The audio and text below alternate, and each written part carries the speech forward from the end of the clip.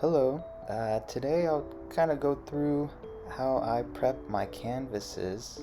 Uh, First, I get my blanket, my canvas blanket, and I'll go ahead and put my stretcher bars over. And I'm looking for about 2 inches space between the edge of the stretcher bar.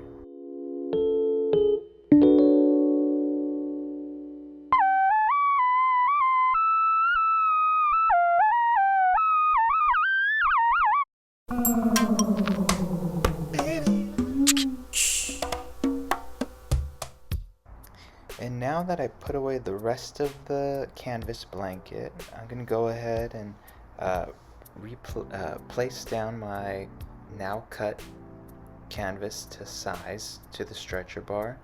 And I'm just gonna double check and realign each edge so that I have equal spacing between, so that way I can go ahead and start stapling each edge down. And I'll be starting in the center of each edge and work parallel, so opposite sides from one another. And then I'll be working towards each corner of each side. The future's looking great, so great. I've been dying to meet you.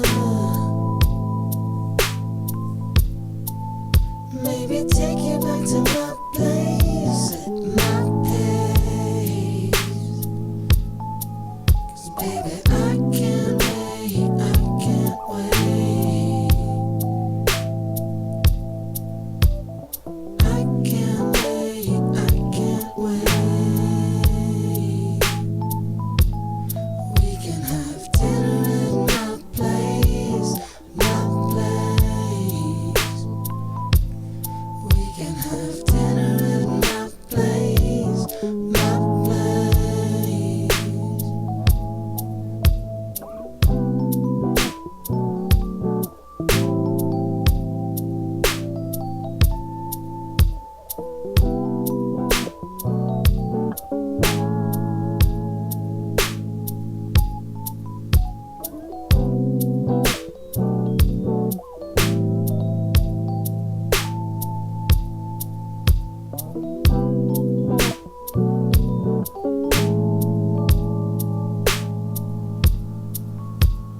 Baby, can I take your picture?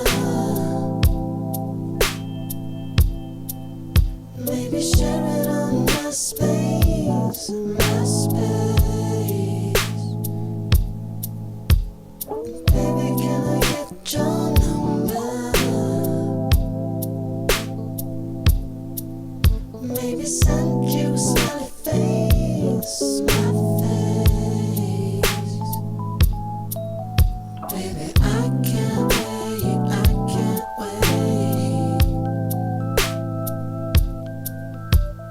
I can't wait, I can't wait. We can have dinner at my place, my place. We can have dinner at my place, my place.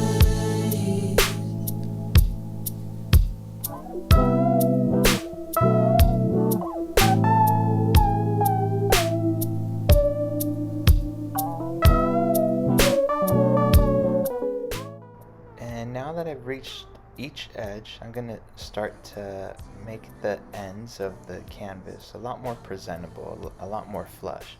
And I'll be doing what's called a hospital corner or hospital tuck. And I'm gonna go ahead and start by folding in and align the edge, kind of like a triangle under the top portion. I'll tack that down. Then I'll go ahead and staple the back part, and I'll give that a nice fold so it's flush. Tack that down, and now I'll bring down that top edge to tuck the bottom side. Give that a staple. And now I'll look through and it looks nice and flush, nice and presentable, and I'll give a couple more tacks down so that corner will stay tucked and will not go anywhere.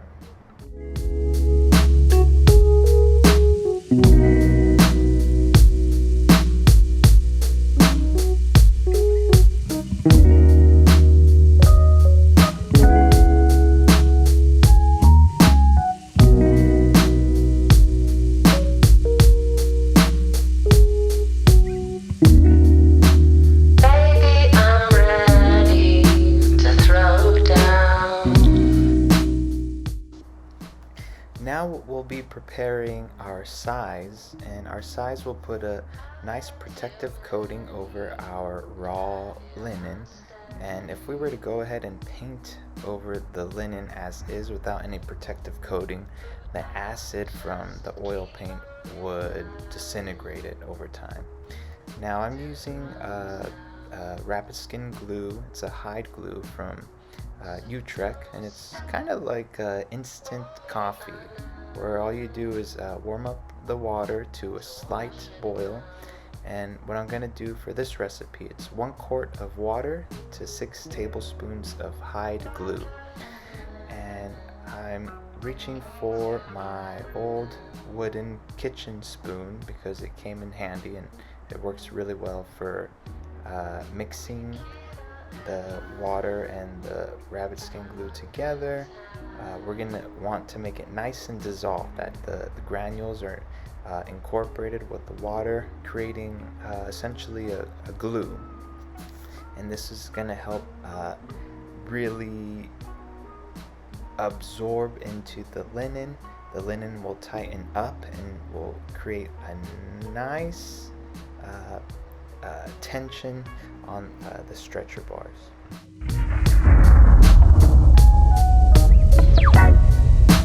Baby, I'm buying the next round.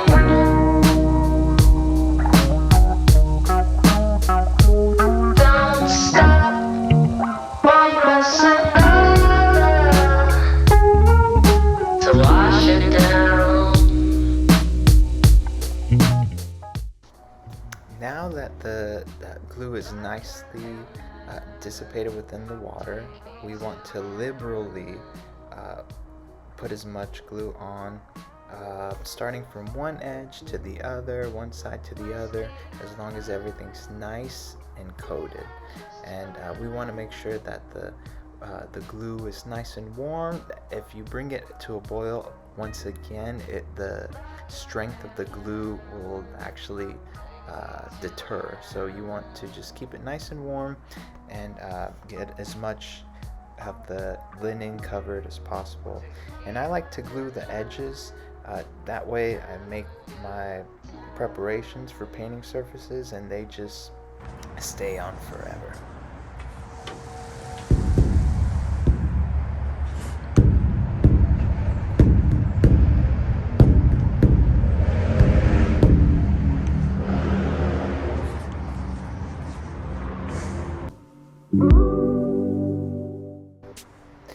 And now, after some time to let the glue dry, we're ready to prime.